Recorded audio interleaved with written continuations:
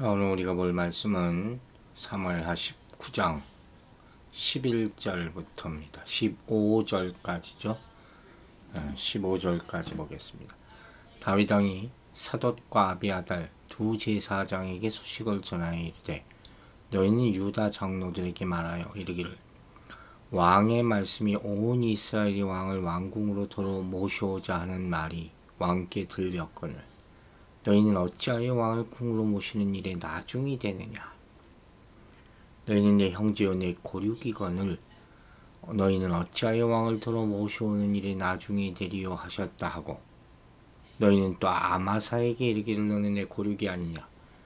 내가 요압을 이어서 항상 내 앞에서 지휘관이 되지 아니하면 하나님이 내게 벌 위에 벌을 내리시기를 바라노라 하셨다 하라 하여 모든 유다 사람들의 마음을 하나같이 기울게 하며 그들이 왕께 전가를 보내어 이르되 당신께서는 모든 부하들과 더불어 돌아오소서 한지라.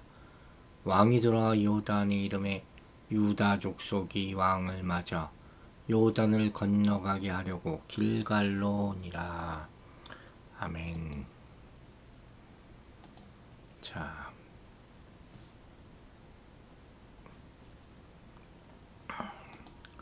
이제 지금 다윗 왕이 다시 예루살렘으로 돌아가야 되지 않습니까? 그 과정이 이렇게 순탄하지가 않은 거예요. 다윗의 마음에 딱 들지도 않고.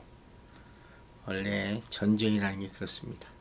전쟁하기 전에는 이기는 게 목적이지만 사실 전쟁 후가 나라는 더 복잡해요.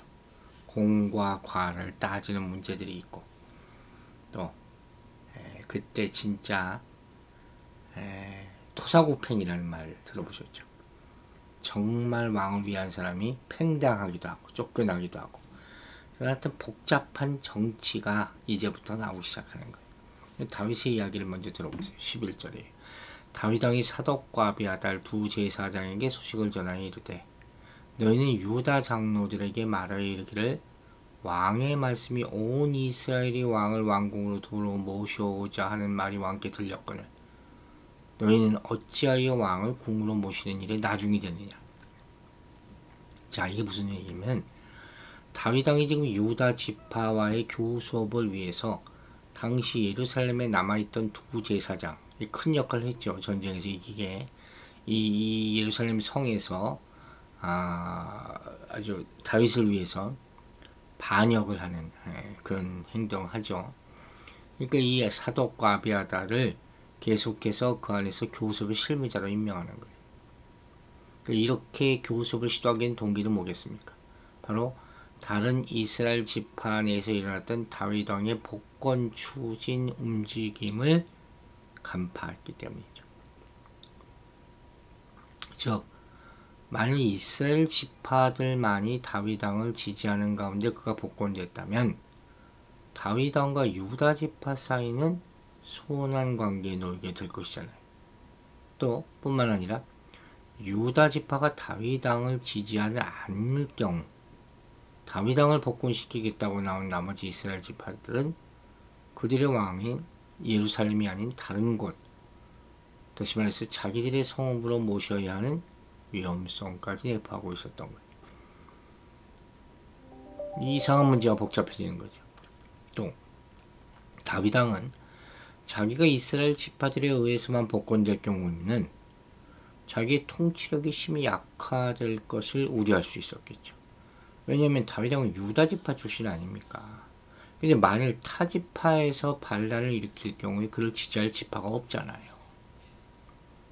무엇보다도 다윗 왕은 자신이 복귀하는데 유다 지파도 적극 참여시킴으로 과거 압살롬의 반역을 주도했던 유다 지파의 죄를 용서하고 온 나라의 단결을 도모하자고 했던 거예요. 그러니까 정치력이 다윗은 아직도 정치력을 가지고 있었다고 볼 수 있죠. 그러니까 여기서 나오는 유다 장로들이라는 것이 유다 지파를 다윗에게 돌릴 수 있는 실질적인 인물들이었다는 거예요. 근데 그럼에도 불구하고 이들이 침묵을 지키고 있었다는 것은 이들이 압살롬 반란의 주동적인 역할을 했기 때문이거든요. 이들은 지금 다윗왕이 복귀된 후에 자신들에게 미칠 후환을 두려워했을 것 아닙니까? 그러니까 이제 입을 다물고 상황을 이렇게 보고 있었겠죠. 그러니까 이런 지금 남북 지파들의 갈등 관계에 근거한 다윗의 이런 메시지는 다윗의 왕권 회복에 있어서는 굉장히 중요하죠. 유다 지파와 북쪽 지파 사람들이 합의가 있어야 된다는 거예요. 그러니까 다시 말하면 다윗이 다스리는 왕국에서 북쪽 지파들과 유다 지파 사이에 눈에 보이지 않는 갈등이 계속 있었다. 이렇게도 말할 수 있는 것이죠. 대한민국이 남과 북으로 갈라져 있는 것과 똑같은 아픔을 이스라엘이 가지고 있지 않았습니까? 12절 보세요. 너희는 내 형제여 내 고르기건을 너희는 어찌하여 왕을 도로 모셔오는 일을 나중에 되려 하셨다 하고 다윗의 아쉬움이 묻어나오는 그런 컴플레인이죠. 자기가 유다지파 출신 아닙니까 다윗이. 근데 유다지파가 나서야죠. 복권을 위해서 먼저. 그러니까 이 다윗의 말은 자기를 반역했지만 그들이 먼저 나서서 유화 정책에 참여해야 된다. 주동적으로 나서야 된다. 이와 같이 힌트를 준 거예요. 근데 다윗 왕의 이러한 제안은 사실은 별로 좋은 제안은 아니죠.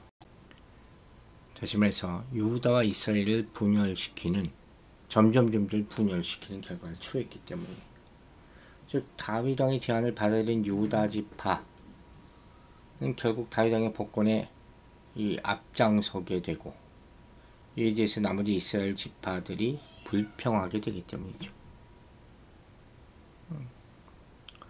여기서 나오는 고륙이라는 단어가 참 흥미롭죠.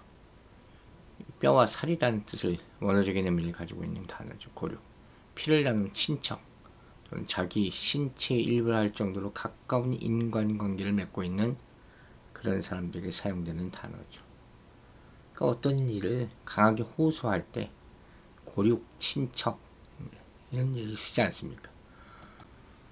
이제 13절 보세요. 너희는 또 아마사에게 이르기를 너는 내 고륙이 아니냐. 내가 요압을 여서 항상 내 앞에서 지휘관이 되지 아니하면 하나님이 내게 벌 위에 벌을 내리시기를 바라노라 하셨다라 하여. 여기 또 참 다윗의 또 하나의 생각 깊은 모략이야 합니까? 생각이야 합니까? 그런 것들이 나타나죠. 아마사라는 사람이 나타나죠. 이 사람이 누구냐면 압살롬의 군장이에요. 다윗 왕의 조카예요. 또 요압과는 사촌지간이고. 이 사람에게 뭐라 그러는 거예요? 네가 요압을 이어서 내 앞에서 지휘관이 되어야 한다. 이게 뭔 소리입니까? 지금 요압이 얼마나 큰 역할을 하고 있는데 다윗 왕의 생각은 뭐예요? 요압을 축출하고 새로 이 아마사를 자신의 군장으로 삼겠다는 거예요. 그 이유는 뭐겠습니까? 요압을 믿지 못하는 거예요. 좋지 못한 인상을 계속 가지고 있었어요. 즉 요압은 다윗 왕이 죽이지 말라고 신신당부했던 압살롬은 죽인 장본이고 또 압살롬의 죽음으로 인하여 다윗 왕이 깊은 슬픔에 잠겨 있을 때 아주 거친 비난을 서슴지 않았던 적 옳은 얘기죠. 맞는 얘기죠. 그리고 따라갔지만 상처로 남았을 거라는 거죠. 그리고 우리가 알다시피 다윗 집권 초기에 사울의 군장 아브넬을 부당하게 죽인 사람 아닙니까? 그러니까 한 번 이렇게 각인된 나쁜 기억은요 어떻게 할 수가 없어요. 결국에 가서는 내침당하게 된다. 또 다른 측면에서도 다윗 왕이 아마사와 접촉을 시도한 이유가 우리가 떠오를 수 있는데 그게 뭐냐면 다윗 왕은 당시 반란군의 군장이었던 아마사를 자기 편으로 끌어들여서 자신의 반대 세력을 모두 규합하려고 했다고 우리가 볼 수 있단 말이에요.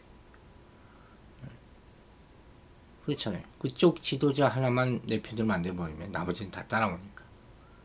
그러면서 압살롬을 추종했던 사람들에게 나는 복수하고자 하는 마음이 전혀 없다. 함께 같이 일해보자. 지금 이렇게 제안하고 있는 것이죠.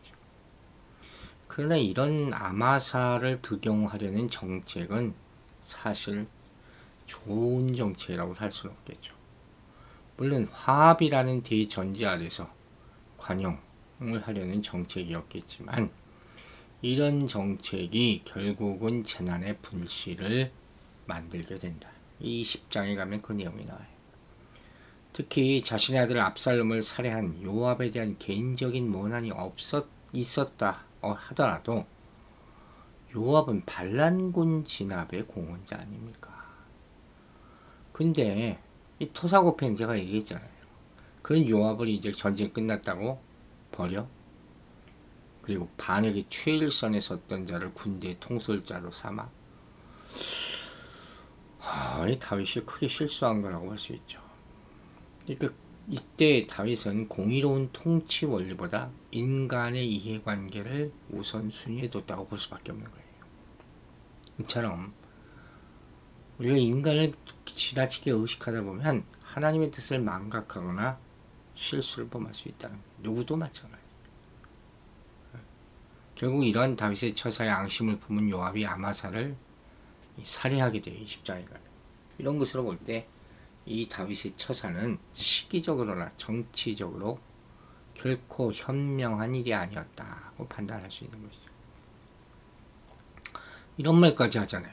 만약에 아마사가 요압을 대신해서 자신의 군사령관이 되지 않는다면 하나님이 자신에게 무슨 벌을 내리라도 달게 말겠다. 이 하나님은 또 왜 끌어들여요? 그러니까 이 모든 행동 가운데는 요압을 사실 굉장히 두려워하는, 요압같이 노련한, 또 적극적이고 자기에게 막 할 말을 하는 그런 사람에 대해서 굉장히 두려움을 가지고 있었다 하는 것도 발견할 수가 있겠죠. 어쨌든 이 본문을 통해서 우리가 알 수 있는 사실은 다윗이 두 제사장을 통해서 유다의 마음을 돌이켰다는 것, 그게 핵심이죠. 이렇게 하나님은 이 땅의 몇몇 사람들을 통해서 세상을 돌이키실 수 있다는 거예요. 이게 긍정적인 교훈이죠. 즉 다윗은 유다 지파와 아마사의 지한 잘못을 용서하려 했고, 그래서 다시 왕국을 세우는 통로로 사용해 보려고 했던 거예요. 마찬가지로 하나님은 회개하고 순종하는 자들을 통해서 하나님의 나라를 회복시키십니다. 다윗이 아마사를 용서해서 지휘관으로 임명한 것처럼 예수님은 죄인들을 제자로 불러내서 하나님 나라의 일꾼이 되게 하신다. 이런 긍정적인 측면을 우리는 볼 수가 있다는 거예요. 결국 하나님의 나라는 용서와 회복의 나라 하는 것을 잊지 마셔야 될 겁니다. 세상에서는 실수하고 잘못하면 돌이킬 수 없을지 몰라도 자비롭고 노하기를 더디하시는 하나님께 나아가면 언제든지 누구든지 용서와 회복의 은혜를 얻게 될 것입니다. 14절 보세요. 모든 유다 사람들의 마음을 하나같이 기울게 하매 그들이 왕께 전가를 보내어 이르되 당신께서는 모든 부하들과 더불어 돌아오소서 한지라. 돌리게 한다는 주체는 아마사나 대제사장들이 아니라 바로 다윗 왕이죠. 즉 여기서 저자는 유다 지파에 대한 다윗 왕의 지혜로운 정책이 완전한 성공을 거두게 돼서 여기까지 볼 때는 그렇다는 거죠. 다윗의 근심이 바로 가장 큰 근심이 여기 있는 거예요. 왜? 이 다윗의 나라는 분열의 가능성을 항상 가지고 있었던 거죠. 12개의 지파, 이 지파가 사울시대에 통일된 하나의 국가를 이뤘지만 다윗 왕이 되면서 일단 2개의 급으로 나누지 않습니까? 다윗을 따른 유다 지파와 사울을 그리워하는 베냐민 지파 중심의 북쪽 세력. 다윗은 이를 통합하기 위해서 노력할 수밖에 없죠. 그래야지 진정한 이스라엘 왕이니까. 근데 그 리더십이 흔들리자 다윗을 지지하는 사람과 압살롬을 지지하는 사람도 나누잖아요. 그러니까 특히 전쟁의 시기에는 이 지도자가 어떤 지도자가 이기냐의 여부는 얼마나 많은 사람이 그를 따르냐에 달리는 것 아닙니까? 그걸로 갈라지는 거니까. 근데 그게 쉽지 않았다는 거예요. 마음이 다 딴 데가 있어. 그러니까 그 마음을 자기 편으로 돌리기가 얼마나 어려웠겠냐. 그러니까 다윗 사후, 솔로몬 사후 다 또 갈라지지 않습니까? 그리고 계속 잘못을 저지르는 일이 사사기에 나오고 있는 것이고, 이게 쉽지 않은 일이라는 거예요. 마지막으로 15절 보겠습니다. 왕이 돌아와 요단의 이름에 유다 족속이 왕을 맞아 요단을 건너가게 하려고 길갈로 오니라. 이제 압살롬의 추격을 피해서 그 요단강을 건너 도망할 때와 정반대의 상황 속에서 이제 승전한 군대를 거느리고 위풍당당하게 요단강에 이르는 그런 모습이죠. 참 감격적인 순간이죠. 여기 길갈이라는 지명이 나오죠. 여리고 근처 요단강가의 길갈을 의미하겠죠. 여호수아가 요단을 건너며 진치고 12지파의 기념비를 세웠던 곳, 여호수아 4장에 보면 그 내용이 나오죠. 그러니까 여기서 이제 유다 장로들이 다윗 왕을 맞이하는 그런 곳이 된 것이에요. 이렇게 북쪽 지파 사람들로부터 시작되어 다윗이 속한 유다 지파 사람들에게까지 확산된 다윗의 왕권 회복 움직임 덕분에 마침내 다윗은 떳떳하게 피난처인 마하나임으로부터 예루살렘으로 복귀할 수 있게 된 것이에요.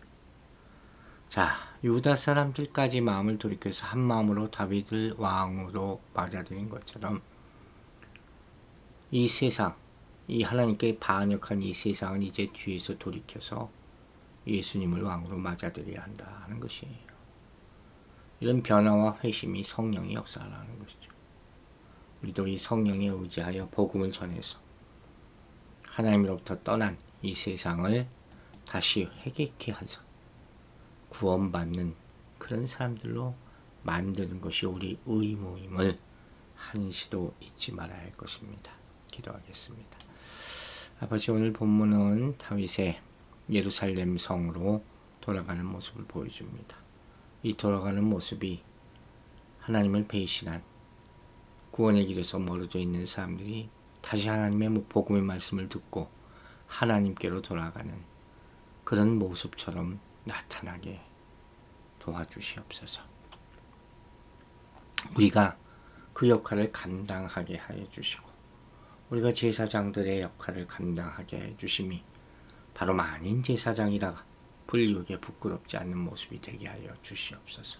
오늘도 내일도 어떤 기회에서도 복음 전하는 일을 중지하지 말게 하여 주시고 특별히 약한 세상 가운데 우리 믿음을 지키면서 선포하는 것만이 우리 믿음을 더 단단히 굳건하게 할 수 있는 사실을 깨달아서 주눅들지 말고 연약해지지 말고 항상 복음의 깃발을 나타내며 주의 복음을 선포하는 크고 강한 일들을 감당할 수 있도록 성령께서 기름 부어 주시옵소서. 오늘 하루도 병상에 있는 주의 사랑하는 아들 지켜 보호해 주시며 새 힘을 주시고 새 치료와 방법을 주시고 이제 진정으로 새 힘을 이 새롭게 일어나는 역사를 우리 모두가 보고 하나님의 살아계심을 찬양할 수 있도록 축복하여 주시옵소서. 감사드리며 예수 그리스도의 이름으로 기도했습니다. 아멘.